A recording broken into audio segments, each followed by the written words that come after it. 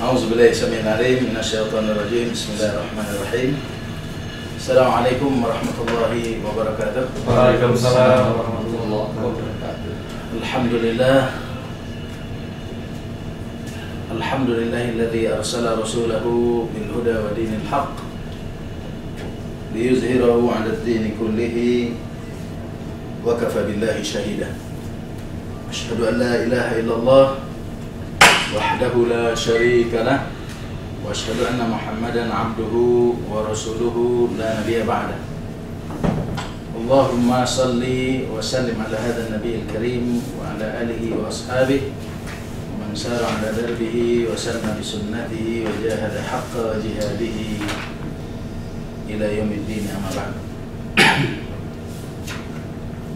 Alhamdulillah para jemaah sekalian, pada kesempatan siang hari ini kita senantiasa diberikan kesehatan, kekuatan dan kesempatan untuk dapat menghadiri majelis yang insyaallah senantiasa dirahmati Allah. Salawat dan salam senantiasa tercurahkan hendaknya kepada junjungan Nabi besar Muhammad SAW, kepada keluarga, sahabat, para tabi'in, para tabi'in, dan kepada seluruh pengikutnya sampai dengan akhir zaman. Insyaallah pada siang hari ini kita akan mengetengahkan tentang fikih.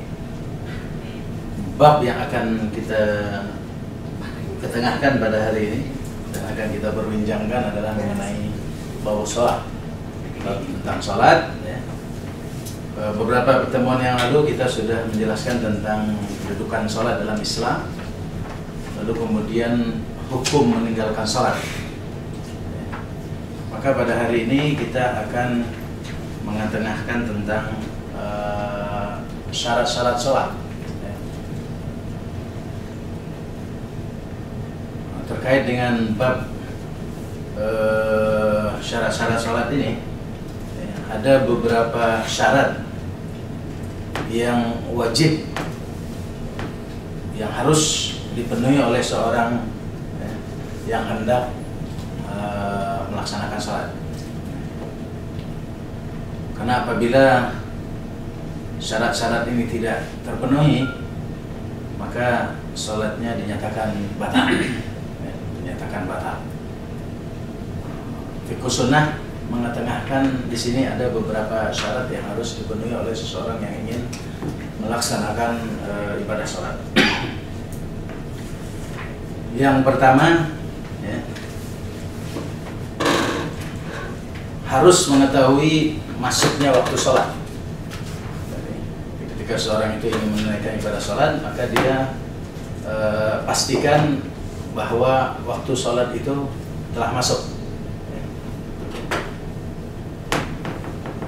Untuk memastikan bahwa waktu sholat itu sudah masuk, minimal cukup dengan dugaan yang kuat. Jadi kalau seorang berada di satu tempat yang sepi ataupun di tengah hutan dan lain sebagainya, dia saat itu dia merasa yakin bahwa waktu sholat zuhur sudah masuk, dengan dugaan yang sangat kuat, maka dengan demikian dia dapat melaksanakan sholat tersebut. Topannya itu matahari itu ya. Topannya itu. Ya, jadi itu minimal untuk memastikan apakah waktu sholat itu sudah masuk, cukup dengan dugaan saja, dugaan yang kuat. Tapi tentu itu dalam situasi dan kondisi yang tadi, ya. Tapi kalau dalam kondisi yang normal seperti ini, ya dengan azan, ya kan, ya, seperti itu, dengan ketentuan waktu yang memang sudah lazim dibuat, ya kan? Bahkan sekarang ini kalau dalam soal ketentuan waktu itu pun sudah ada waktu yang sifatnya seumur hidup, kan? Waktu sholat itu sudah ada yang sifatnya seumur hidup. Susah sih kita kalau di negara-negara non muslim. Di Indonesia aja, contoh di Denpasar ya, coba kita lagi ke Pulau Bali, susah Pak menentukan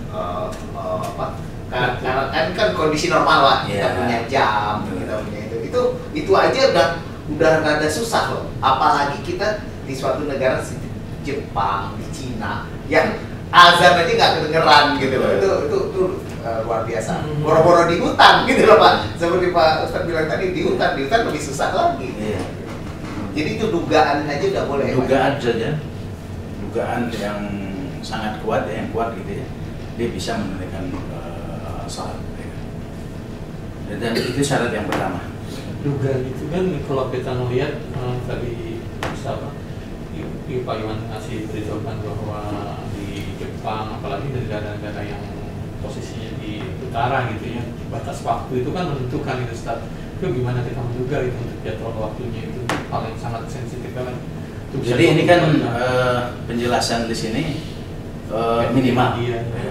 minimal dengan dugaan yang kuat. Tapi kalau dia bisa menggunakan standar-standar waktu yang normal, apalagi kalau kita berada di wilayah yang memang jauh dari mana-mana begitu ya, para ulama kan memberikan acuan itu merujuk kepada wilayah-wilayah yang dekat, yang keseimbangan dalam ketentuan waktu itu lebih mudah untuk dilihat seperti itu, ya. Sampai seperti itu ya, untuk menentukan masuknya waktu sholat dan lain sebagainya. Tapi ini minimal, standar minimalnya adalah dengan dugaan yang kuat, ya, seperti itu. Kemudian yang kedua, ya, suci dari hadas kecil dan hadas besar. Suci dari hadas kecil dan hadas besar. Di dalam surat Al-Maidah ayat 6, Allah Subhanahu wa taala berfirman, ya, yang artinya hai orang-orang yang beriman, apabila kalian hendak mengerjakan salat, maka basuhlah wajah kalian, tangan kalian sampai siku, usaplah kepala kalian, dan basuhlah kaki kalian sampai dua mata kaki. Jika kalian junub, maka mandilah. Jadi di sini secara umum ayat ini mengharuskan bahwa seseorang itu ya, memastikan dirinya bersih dari hadas kecil dan hadas besar. Dalam hadis diriwayatkan oleh Ibnu Umar radhiyallahu anhu, Rasulullah SAW bersabda, la yaqbalullah azza wa jalla salatan bighairi tuhurin wala sadaqatan min ghulul. Allah tidak menerima salat tanpa bersuci dan tidak menerima sedekah dari curian, dari harta curian atau rampasan perang, ya. Ini hadis riwayat jamaah, ya, kecuali Imam Bukhari, yaitu terkait dengan keharusan suci dari hadas kecil dan hadas besar. Kemudian yang ketiga, syarat yang harus dipenuhi oleh seseorang yang ingin melaksanakan ibadah salat, suci badan, suci pakaian, ya, suci tempat, ya, dari najis yang kasat mata.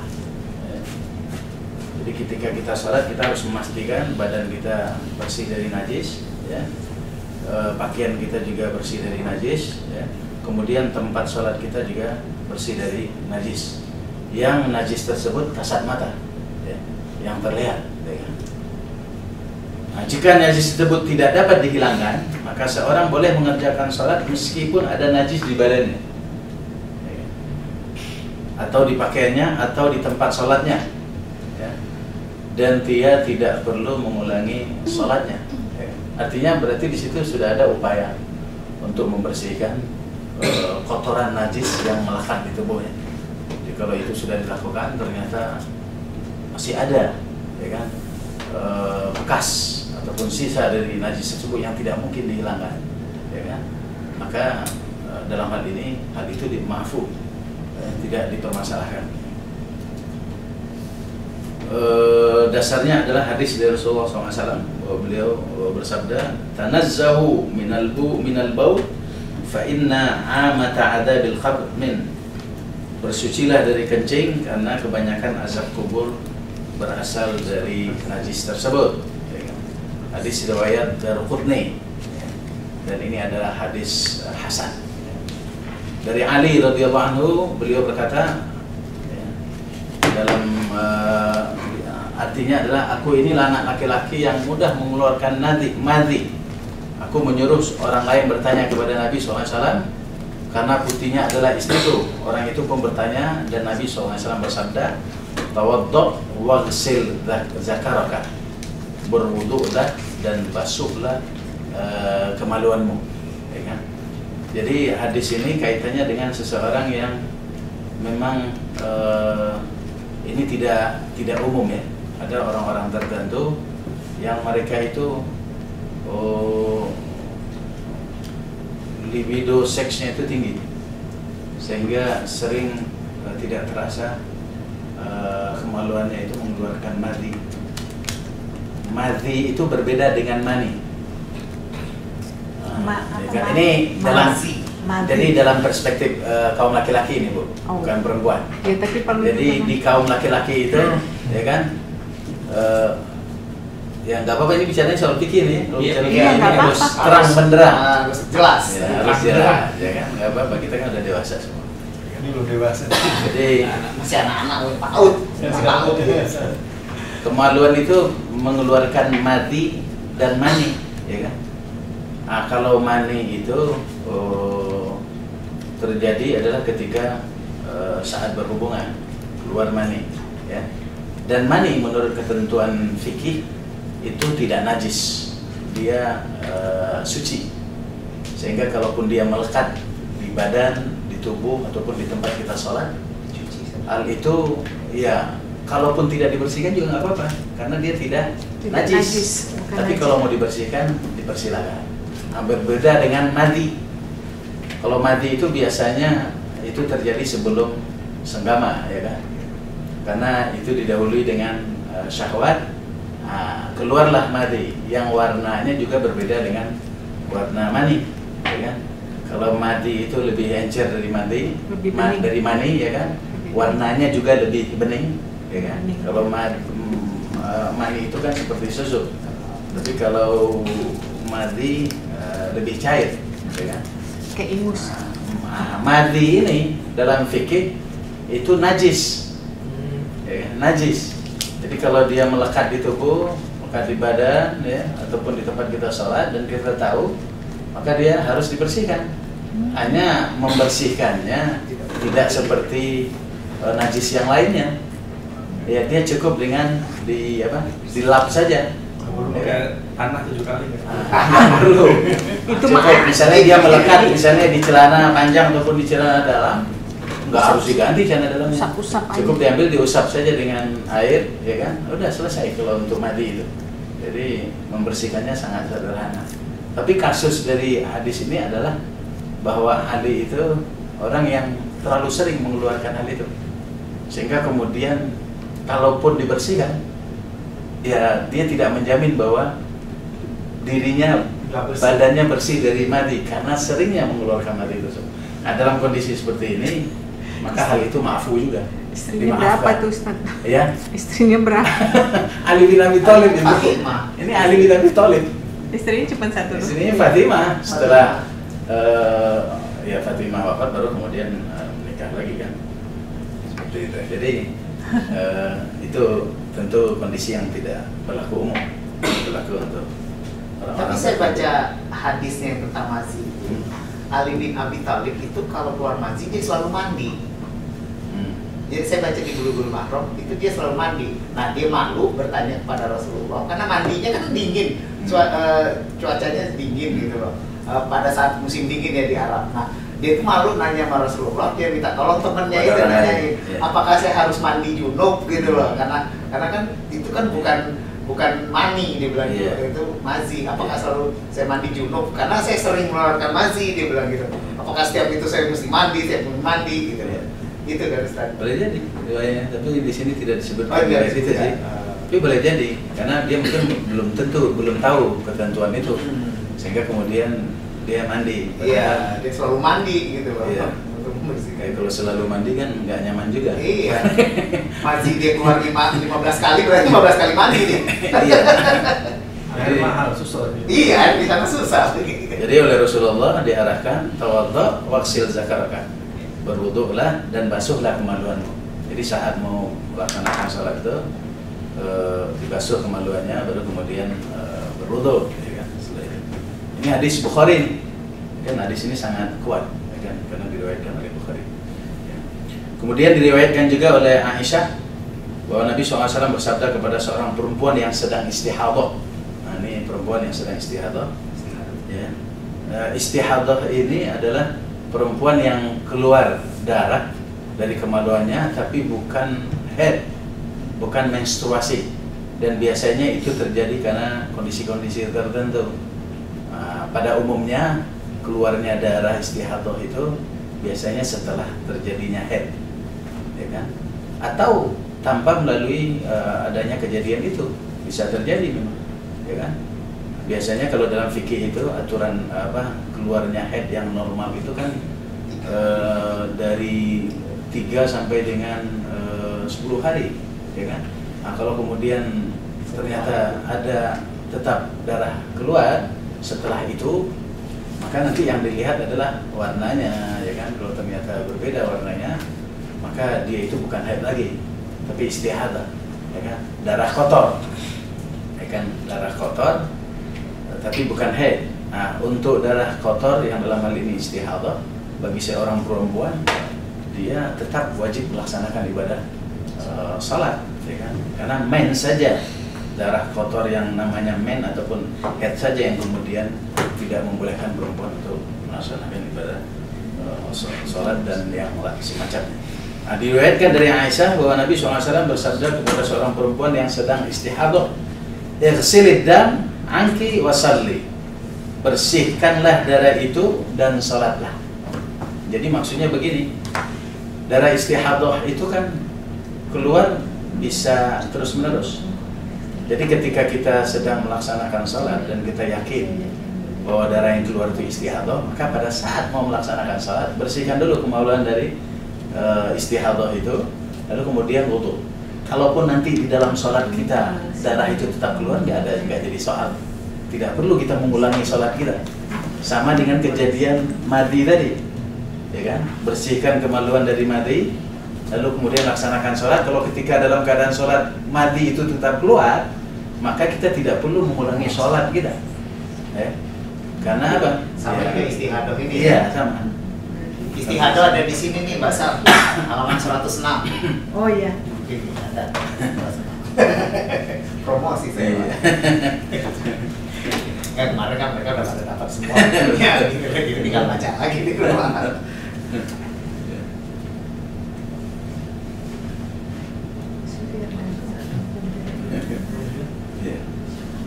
Nah, Jabir bin Samurah radhiyallahu anhu berkata, aku pernah mendengar seorang laki-laki bertanya kepada Rasulullah SAW, bolehkah aku mengerjakan salat dengan memakai pakaian yang aku pakai ketika bersenggama dengan istriku?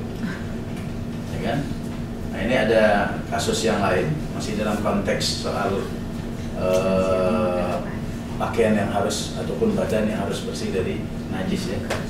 Dari Jabir nih, sahabat Rasulullah, ya, berkata, aku pernah mendengar seorang laki-laki bertanya kepada Rasulullah, bolehkah aku mengerjakan salat dengan memakai pakaian yang aku pakai ketika bersenggama dengan istriku? Ya kan? Itu pertanyaannya. Nabi SAW menjawab, na'am illa antara fihi syai'an fataghsilhu. Ya kan? Boleh. Kenapa tidak? Kecuali jika kamu melihat sesuatu, maka bersihkan. Artinya ketika di pakaian itu ada melekat nadi ataupun mani, ya kan, ataupun hal yang lainnya, istihadah dan lain sebagainya, dia lihat dengan kasat mata, maka saat itu dibersihkan. Muawiyah radhiyallahu anhu berkata, aku bertanya kepada Ummu Habibah, ya, Ummu Habibah ini istri Rasulullah SAW, apakah Nabi SAW pernah mengerjakan salat dengan pakaian yang dipakainya ketika bersenggama? Ummu Habibah menjawab, ya, jika tidak terkena kotoran. Artinya apa? Kalaupun terkena kotoran, apakah berupa mandi dan sebagainya, dibersihkan sebelum melaksanakan ibadah sholat. Jadi pakaian yang kita pakai dalam berhubungan itu tidak dilarang untuk dipakai lagi dalam sholat, ya kan? Abu Sa'id meriwayatkan anna Rasulullah SAW shalla fa khala'an alaihi fa khala'an nas ni'alahum falamma sarafa qala lima khala'tum ni'alakum qalu ya Rasulullah ra'aynaka khala'ta fa khala'na qala inna Jibrila atani fa akhbarani anna bihima khabathan fa idza jaa ahadukumul masjida falyqallib na'alayhi falyanzur fihima khabathun fa in wajada khabathan falyamsahhuma bil ard thumma liyusalli fihima. Nabi SAW pernah mengerjakan sholat, lalu beliau melepas sandalnya. Melihat hal itu, para sahabat pun melepas sandal mereka. Ketika Nabi SAW menolehkan wajah, beliau bertanya, mengapa kalian melepaskan sandal? Mereka menjawab, kami lihat engkau melepaskannya, karena itu kami pun ikut melepaskannya. Nabi SAW bersabda, sesungguhnya Jibril datang kepadaku dan memberitahukan bahwa di sandalku ada kotoran, maksudnya ada najis di sini. Karena itu jika kalian datang ke masjid, hendaklah lihat sandal kalian. Jika ada kotoran, hendaklah ia menggosokkannya ke tanah, kemudian mengerjakan sholat dengan memakai sandal itu. Hadis riwayat Ahmad, Abu Dawud, Hakim, Ibnu Hibban, dan Ibnu Khuzaimah. Ini hadis sahih. Nah ini maksudnya, ini memang hal yang tidak lazim hari ini, ya kan? Dahulu itu kan yang namanya masjid kan tidak seperti hari ini. Masjid hari ini kan berkeramik, ya kan? Pakai sejadah karpet pakai sejadah karpet dan lain sebagainya. Kalau dulu kan masjid ya pasir, sangat sederhana sekali, di atas pasir dan lain sebagainya. Sehingga kemudian orang itu sholat menggunakan sepatu, menggunakan sandal, ya kan, dan lain sebagainya. Seperti itu, ya. Itu faktanya seperti itu dulu itu, ya kan? Jadi ini kan pakaian dan badan tadi ya, yang kalau kemudian dipastikan ada najis di situ, kotoran, dibersihkan sebelum salat. Jadi kalaupun sendal sekalipun itu juga termasuk dalam dikategorikan sebagai pakaian, ya kan? Kalau dipakai dalam salat maka harus dipastikan bahwa dia dalam keadaan bersih. Kalau kondisi sekarang orang sholat pakai sepatu gitu, bisa bersih semua. Ya sebenarnya ada dalam cuma nanti habis. Jadi begini, dalam fikih itu ada aturan ketika dalam kondisi tertentu, baik dalam musafir, dalam bepergian, atau dalam kondisi kedaruratan yang lainnya, ini dalam kondisi dingin, ya, itu dibenarkan menggunakan sepatu. Sepatunya itu disebut dengan sepatu khuf. Khuf itu kayak kaos kaki gitu ya. Seperti kaos kaki, dia terbuat dari kulit. Dari kulit dan tingginya seperti sepatu di atas mata kaki. Ya. Di atas mata kaki. Itu biasanya digunakan oleh orang-orang dalam kondisi dingin sekali, ya kan? Ataupun dalam kondisi musafir. Musafir. Di Medina. Nah, mereka memakai itu ada simpelisasi. Nah, kalau menggunakan hal itu, mereka cukup mengusapkan saja di atasnya. Ya, di atasnya. Diusap saja, nggak perlu di bawah ya, nggak perlu dibuka. Makanya saya bingung itu hadis itu, kenapa kok di atas ya, bukan di bawah gitu. Diusapnya itu bukan di bawah, bukan di telapak, tapi di atas gitu. Susah kayak kucing. Diusap saja, diusap. Ya. Dan itu bisa berlaku sampai dengan 3 hari. Ya. Penggunaannya bisa berlaku sampai 3 hari. Ya kan? Nggak jadi soal dia pakai itu terus, ya kan?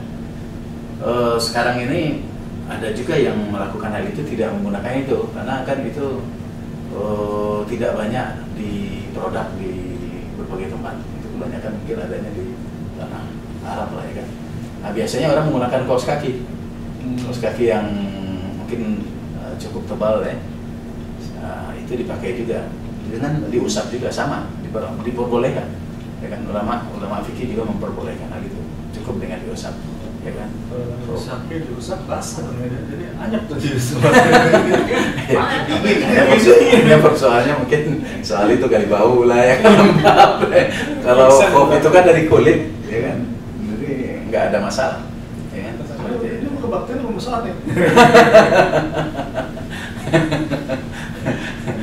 Zaman sekarang kondisinya berat ya.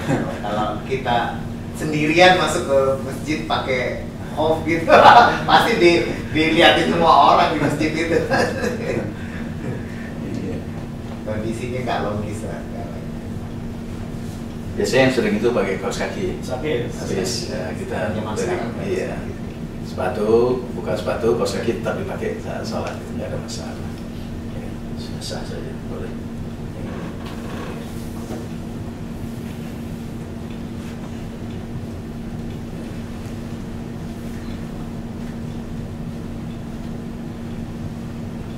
Ya, kemudian di sini ada beberapa hadis yang lain nih.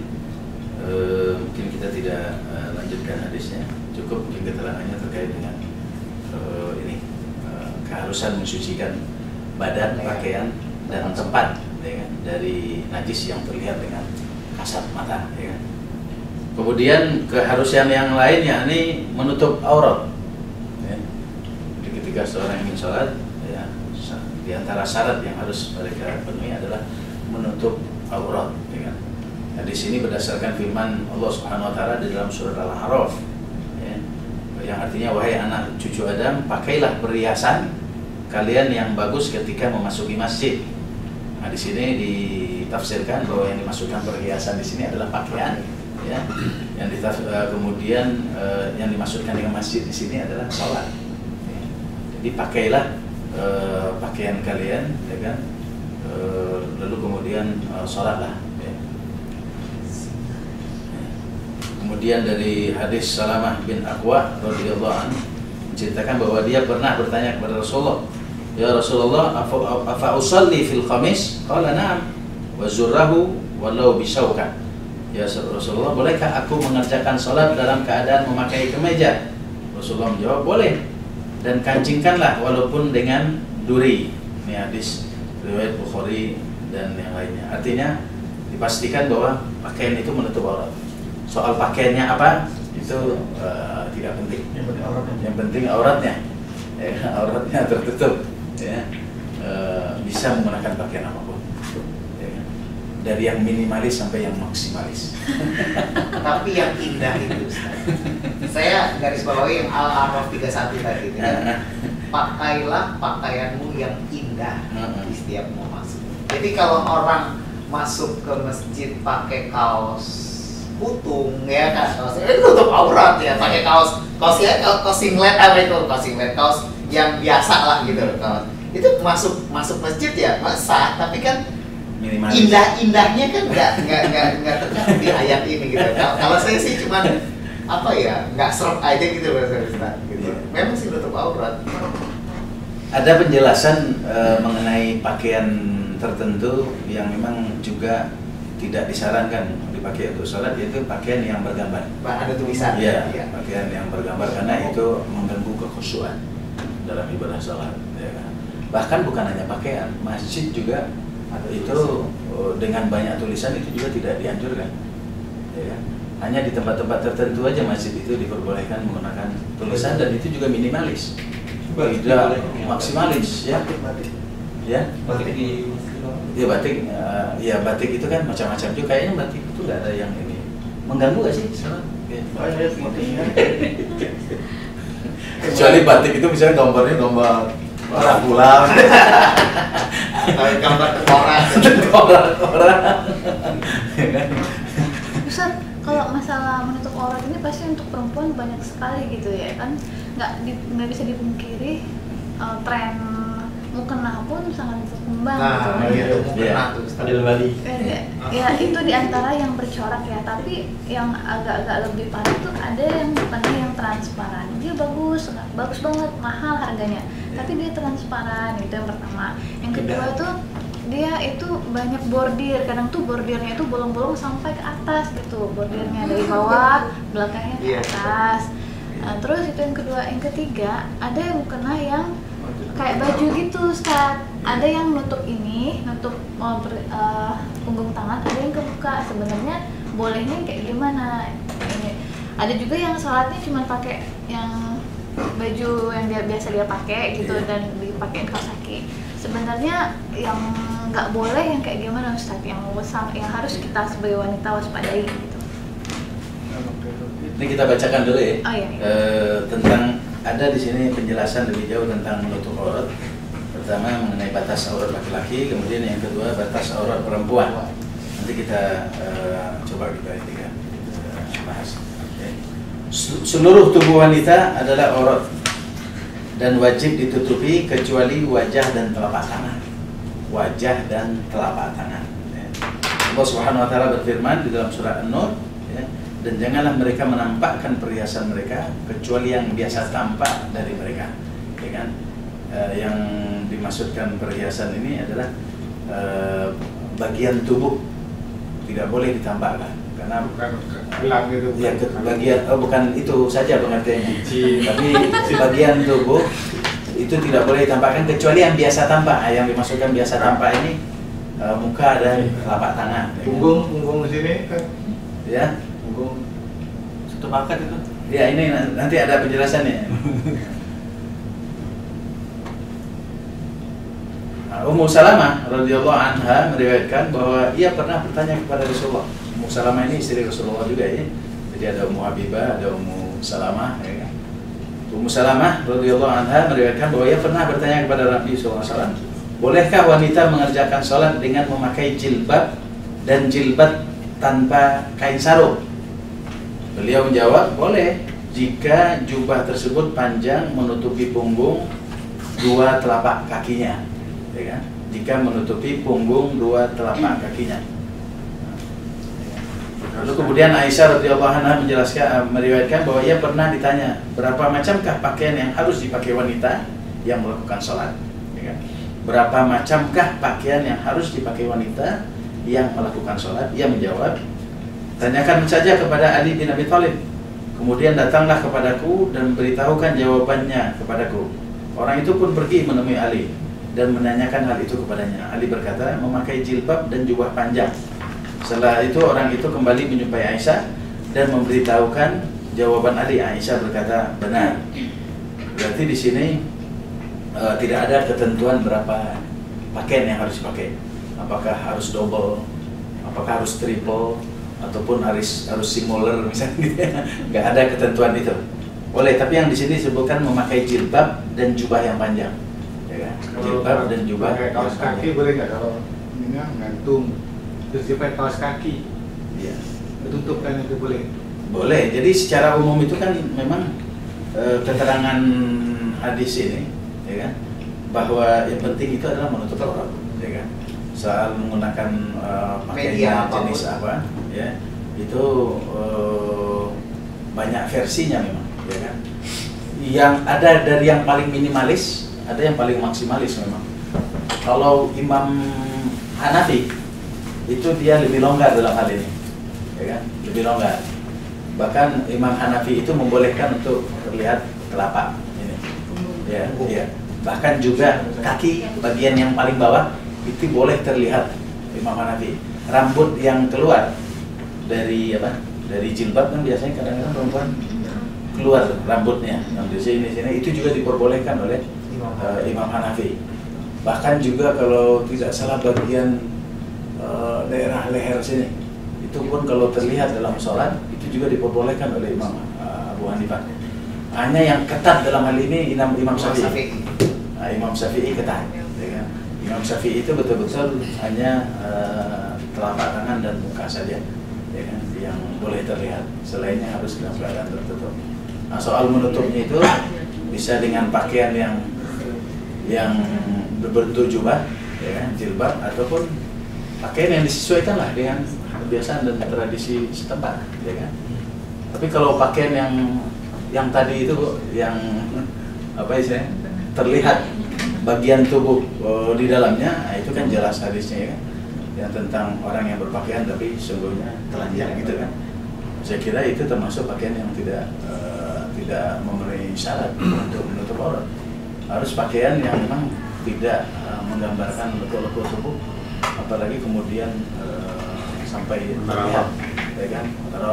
Artinya kalau dia putih kelihatan putihnya gitu, ya kan. Dan sebagainya.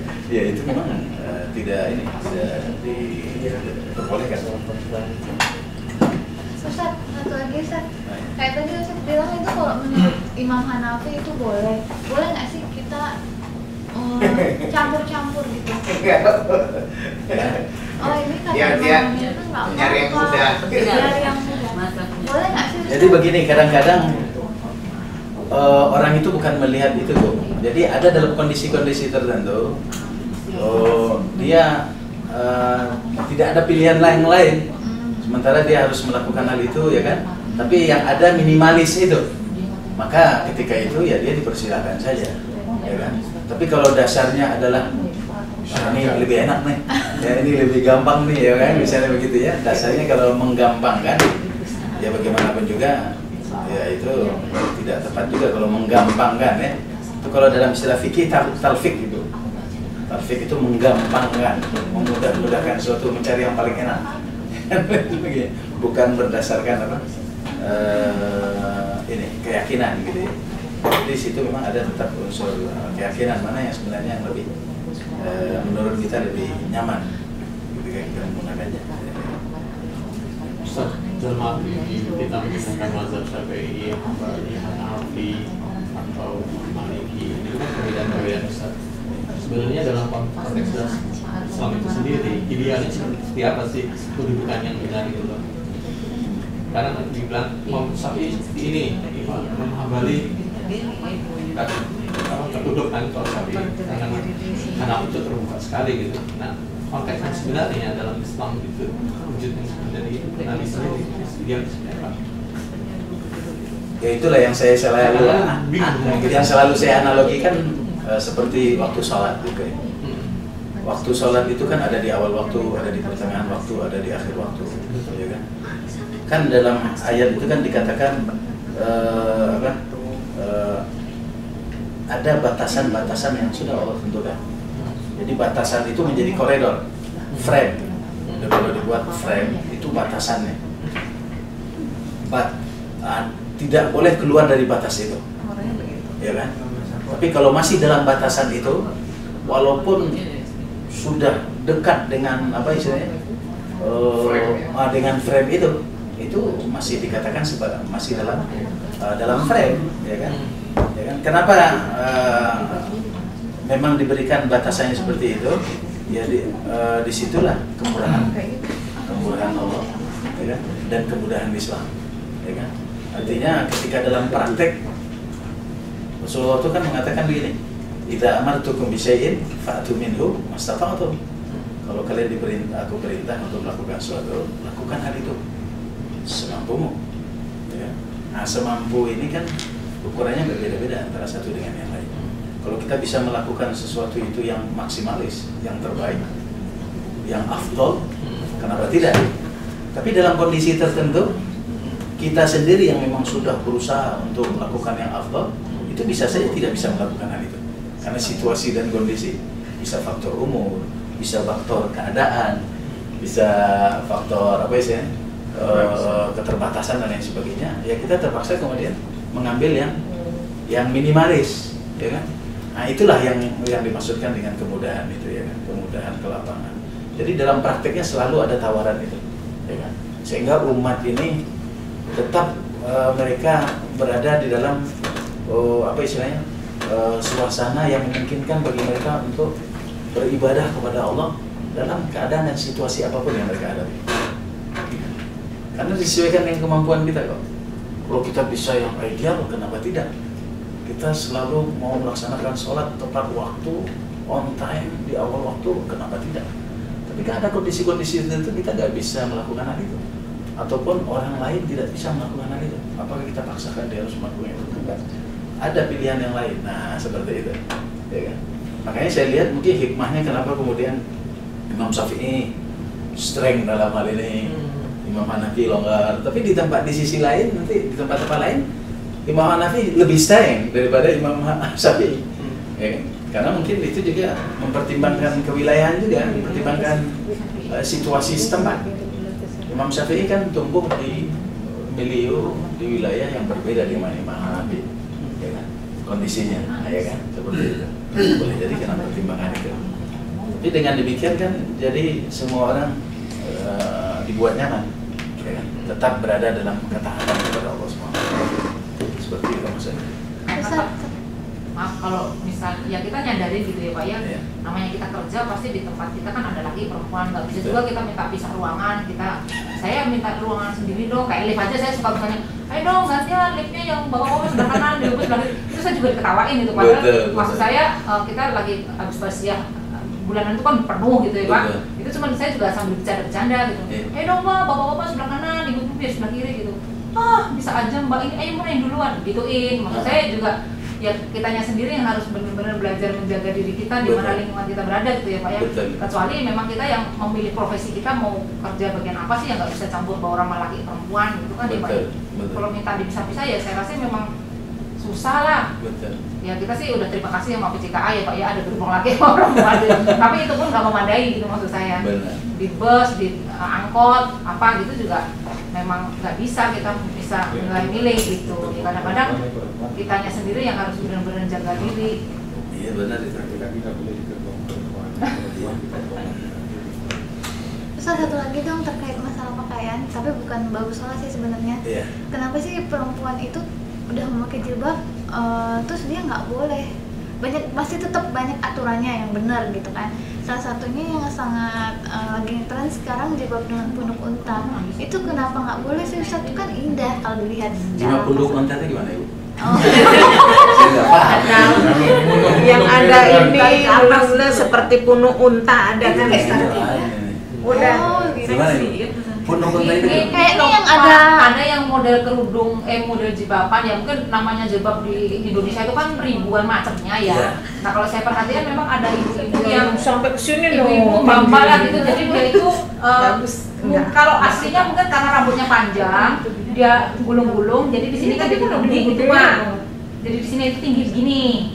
Nah tapi ada juga yang karena dia nggak rambutnya panjang, dia itu jadi di dalaman kerudungnya itu ada kayak konde gulungan konde ya Pak. Konde kalau ibu bapak kalau bapak lagi kondangan deh perhatiin. Itu kan yang Pak, di situ ini lihat bisa suka lihat gitu. nggak Lula Kamal di acara kesehatan itu kan dia kayak panjang sukin. Pokoknya itu Itu kayak sel ini cuman pasunya kan. Nah, tapi itu Asli palsu. yang pasunya.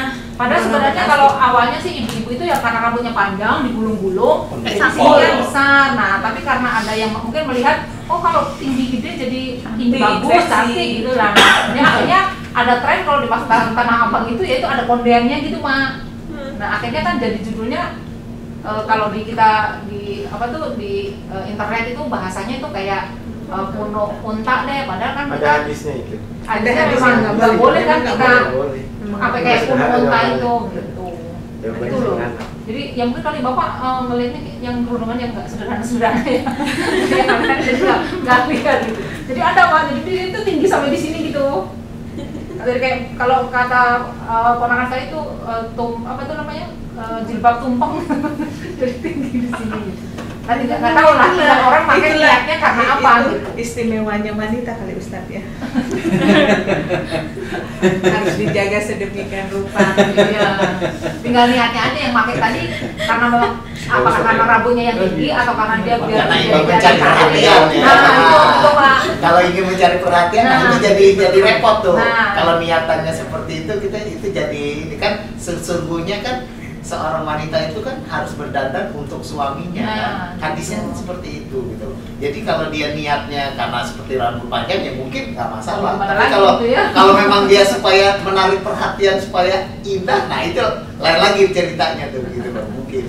Ada tambahin Ustaz? Buat menarik perhatian Allah. Allah nggak melihat itu, Allah melihat takwa. Allah mah nggak ada ruginya. Lu mau berpunuk mau kagak. Kalau menarik perhatian suaminya tuh suaminya yang jarang pulang tuh. Di rumah kita nggak pakai jilbab Pak, jadi nggak kelihatan.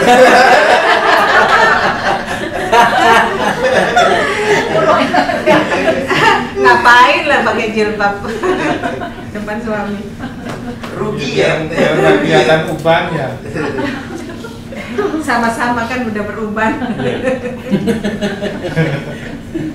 Kecuali krim muda ya. Ya ini mungkin Mas Lama? kaitannya dengan ini kali ya Bu. Ada hubungannya dengan ini, dengan wig. Wig Ya. ya, Bu, ya? Wig itu kan apa istilahnya? Rambut palsu Iya. yang dipasangkan kepada rambut asli kita ya. Iya. Dan biasanya itu digunakan bisa laki-laki bisa juga perempuan hari ini. Banyak juga laki-laki menggunakan hal itu. Iya. karena berbagai pertimbangan. Kamu Ya. tahu mah. Nah, perempuan juga begitu. Kalau laki-laki mungkin menutupi rambut kepalanya yang sudah habis gitu ya. Kalau perempuan mungkin bagian dari keindahan kali ya, menggunakan wig. Tapi yang jadi ini menarik adalah kenapa wig itu dilarang? Ya kan? Wig kan tidak dibolehkan. Ya kan? Rambut palsu yang kemudian ditempelkan ke rambut asli kita itu kan tidak dibenarkan. Itu jelas hadisnya. Nah, salah satu yang alasan dilarang itu karena punuk unta itu, ya kan? Karena dia nanti muncul, ya kan? Nah itu seperti punuk unta, kalaupun dia ditutup, dia akan terlihat seperti punuk unta. Ya kan? Itu salah satu alasan kenapa kemudian wig itu dilarang digunakannya. Nah ini kita nggak tahu nih ketika seorang perempuan itu menggunakan jilbab lalu kemudian muncul yang tadi itu apa karena dia menggunakan wig? Kalau dia menggunakan wig jelas dilarang ya Bu, itu jelas tidak boleh. Wignya itu yang dilarang itu ya. Kayak yang diubel-ubelan gitu. Tapi kenapa sering kayak kita sujud aja kan tidak boleh seperti unta sedang duduk. sedang duduk. Oh sebenarnya bukan nggak boleh Bu, tidak ada larangan. Tapi Jadi sebenarnya tidak ada larangan ketika kita sholat lalu kemudian tangan kita ini semuanya menempel ke lantai. ke lantai, ya kan? Ini tidak ada larangan. Tapi yang disunahkan adalah tidak seperti ini. Tapi yang disunahkan adalah Ya. diangkat tangan ini terbuka, ya kan? Tapi ketika kalau kemudian ada yang melakukannya tidak dilarang, tidak ada larangan. Kalau larangan berarti kan tidak boleh. Sama juga dengan ketika kita belum masuk ke bab itu. Ketika orang kemudian sujud, ya kan? Kan ada dua model sujud. Ada yang kemudian lututnya dahulukan, Ya. ada yang kemudian tangannya didahulukan baru kemudian lututnya. Iya. Ternyata setelah saya lihat bahwa sebenarnya kedua-duanya itu mungkin dilakukan. Benar ya. Iya, mungkin. Mungkin. Ya kan dilakukan dan benar, ada hadisnya. Ya kan? Benar. Nah, cuman oleh sebagian orang memahami bahwa yang mendahulukan kakinya dari tangannya, nah, itu dianggap perbuatan yang dilarang. Karena apa? Karena seperti onta itu. Padahal sebenarnya tidak ada larangan dalam hal ini. Tidak dilarang, ya kan? Itu bisa dilakukan. Salah satu dari keduanya, ya kan? Iya. Jadi, iya, menariknya fikih itu di situ nanti Bu. Jadi banyak hal-hal yang mungkin kita hanya dengar dari mana-mana, ternyata setelah kita lihat ada hal-hal yang memang patut kita sinkronisasikan. Indahnya ya. Iya. Indahnya Pilihannya berbeda. Kaitannya dengan wig kalau bulu mata juga dilarang ya. Iya. Oh iya, wig. Iya, itu udah pasti. Extend ya, Pak. Menghabiskan bulu mata, kemudian iya, menggantikannya dengan itu dengan apa? Dengan yang palsu, ataupun menggunakan apa namanya? Celah itu dan lain sebagainya. Kalau alis justru ditelok kan. Kalau hanya minimalis yang apa Bu? Kan ada orang yang begini Bu, dia hilangkan bulu mata, dia ganti dengan cukur celah. gitu. Alis. Alis ya? Alis. Tapi nggak saya pakai. Mana alis ada bulu Iya. Dapat semua. Itu nggak boleh juga ya. Nggak boleh itu, nggak boleh. Itu termasuk yang dilarang. Kurang. Iya. Maskara di Ya. maskara Apa itu? maskara yang buat apa namanya Gantikan. ngelepikin Tergantung bulu dulu mata. Pak, bahannya halal apa haram. Nggak apa-apa itu. Mau apa ya? Melentikan bulu mata ya. Ah, Tanggal kosku dulu lagi dicepet itu kecepet. Ini tolong. Ternyata kecepet itu cepetan mata ya Allah. Jadi ini syarat-syarat untuk apa? Yang harus dipenuhi bagi orang yang ingin sholat. Belum selesai nih kok. Masih ini. Ya. Jadi memang ini aja bertahap, tidak perlu pakai target-target. Memang begini kajiannya. Ya. Alhamdulillah cukup banyak nih yang kita hari ini ketengahkan pada hari ini. Ya. Tentang fikih, ya kan? Mudah-mudahan ada manfaatnya buat kita semua. Adana wa iyyakum. Insyaallah mari kita akhiri pertemuan ini dengan sama-sama baca alhamdulillah. Alhamdulillah. Assalamualaikum warahmatullahi wabarakatuh.